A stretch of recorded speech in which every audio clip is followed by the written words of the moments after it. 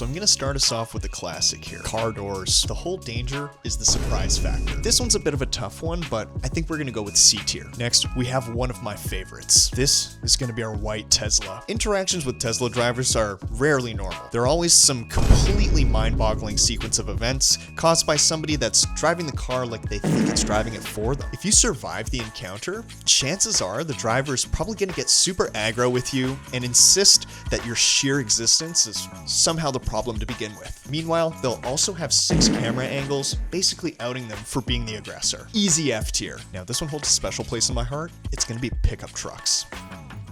The physical danger is already obvious, but the bigger issue is that these encounters feel weirdly personal. There's nothing wrong with folks using pickup trucks for work and sport utility. They're great vehicles for that sort of thing. But with that said, this is one of the few hazards that genuinely feels like the other party, for whatever reason, has chosen aggression and low IQ as their personality. Another easy F tier.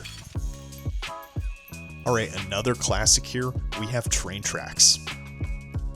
If they run perpendicular to your line, they're usually pretty manageable, but the second that they go diagonal or parallel to you, now we're playing a game that your wheels might not agree with. If the train tracks do catch you off guard, taking a spill can sting a little bit more because of how avoidable the accident feels. I want to go with A tier on this one, but I think for the sheer embarrassment factor, we're going to go with B tier. Here we have retractable dog leash. On the one hand, it's slightly better for the rider than an off-leash dog altogether, but these are always a lose-lose situation, usually created by the negligent owner acting like this is your fault to begin with. Nobody wants to be the person who's getting all tangled up in somebody else's dog leash. Just given the fact that you could unintentionally harm somebody's dog, this one's gonna be F tier. Alright, now this one's just a personally really annoying one. This is runners running in the street. Bonus if they have headphones in, they can't hear you. 2 times multiplier, there's a perfectly good sidewalk right next to you. For whatever reason, these guys have chosen to add to the chaos of the road by putting themselves right in harm's way. 3 times multipliers if these guys are running outside of the door zone, like there's some kind of bike or something. For the most part, you can see these guys, but just given the annoying factor, C tier. So these next ones are similar in the type of accident that you can end up in. We can rapid fire these ones. First we have wet manhole cover, loose gravel in the road, and boom, wet road paint. Manhole covers in general are pretty manageable until it gets wet. Bonus danger if this manhole cover is showing up right at the apex of your turn. These can really sneak up on you if you're not careful. With street paint, when it's dry, for the most part, it's just another day. But again, if it gets a little bit wet out, for lack of a better term, it can catch you slipping. Catch it mid-corner or brake too late, and suddenly you're getting a pretty painful reminder of how important traction is. But again, easy to avoid if it doesn't catch you slipping. Of the 3 here, loose gravel is probably my favorite. This can really sneak up on you, say if you're on a mountain highway. Loose gravel in a turn can put you in full panic mode very quickly. Anyone who has slipped on some loose gravel in a corner would be able to tell you the pucker factor is insanely real. So I think what we're gonna do here is we're gonna go gravel, C tier. Street paint, A tier. Wet manhole cover for the embarrassment factor, B tier. I like this next one. This one is going to be a pothole disguised as a puddle. Now this is a top tier betrayal, potentially a top 10 anime betrayals of all time. What can look like a harmless little splash and end up being a full-on Richter scale event. In my opinion, it's the shock factor that makes this so nasty, because if you actually knew that it was a giant pothole, you probably would have avoided it. With that said, I think we're just gonna go with C tier on this one.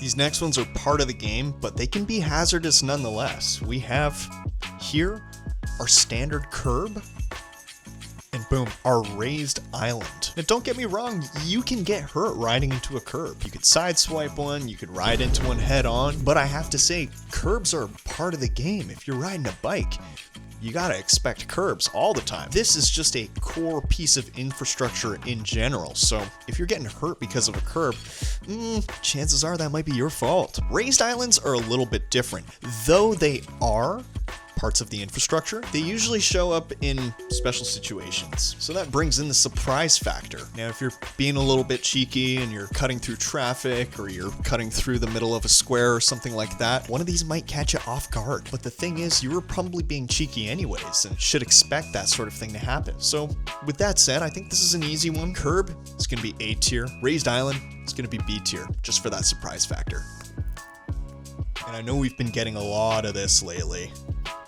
Sloppy, lazy construction detours. At their best, they can be confusing, and at their worst, they can be downright dangerous. My favorite is when they just take that lazy piece of plywood and just put it over top of all of the stuff that they have strewn all over the ground, and the plywood just like bows as you either walk or ride over top of it. It really just feels like they've created a temporary obstacle course for you to navigate. Big bonus here if they put the detour on a sidewalk and you get yelled at by a pedestrian for riding on the sidewalk that you've been pigeonholed down, but really they're more of a nuisance than anything.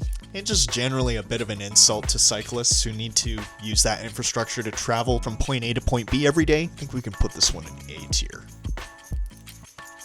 Chalk up another one for the super annoying factor.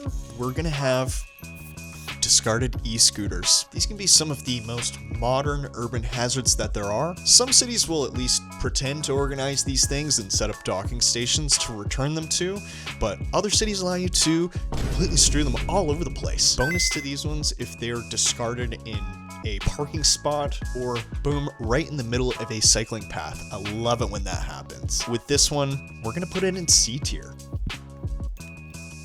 Now this one's a North American specific one. I'm sure y'all out there in Europe and Asia have your own version of this. For this one, it's gonna be the Canada Goose. Now these guys are everywhere and they fear nothing. They're acting like you're the one imposing on their territory. But hey, it's a wildlife encounter. If you see one of these guys out there in nature, you're doing it right. The sheer Canadian flavor and comedic factor that these guys can provide puts them into elite territory.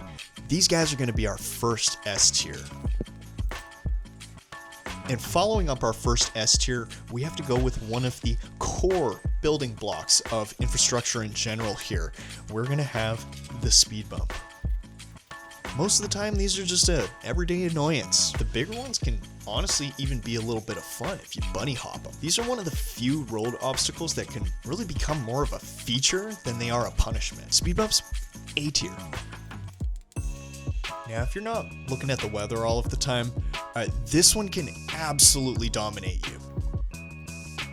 This next one is the wind. To be completely honest, and I know a number of riders who think the same thing, I would much rather ride up an enormous climb than ride for hours in the blustering, gusty wind. Getting hit with a huge crosswind can be very unsettling, especially if you're going fast. But in general, if you have your wits about you, you're gonna be fine. When the wind comes rolling through, it's just a fact of life, you gotta accept it. Wind, A tier. This next one is for if you're getting out of the city a little bit. If you're outside of an urban environment, you're more likely to see this one. But the next one that we have here is Roadkill. These ones aren't particularly dangerous. They're just gross, smelly, and unsightly. I will say if you see one of these coming out and you're riding with somebody, let them know and try to keep your mouth shut as you go anywhere near it. You don't want any of that going into your mouth. B tier. So I really did save some of the best for last here. I'll start with the classic. Here, I present to you the sun. And to be quite honest, the sun presents a number of hazards. I mean, we've got sunburn, sunstroke, dehydration, but man, if you are riding out in the sun on a nice day, you're having a good time, you're doing it right. Do what you can to be prepared for the sun, hydrate, wear sunscreen, pack food, or really just get out there and send it. Easy S tier. And to end it off, we have one of my personal favorites. You might despise this wherever you're from, but if I get the chance to do this over the course of a year, I'm very happy. Our last hazard, for now at least, is going to be the snow.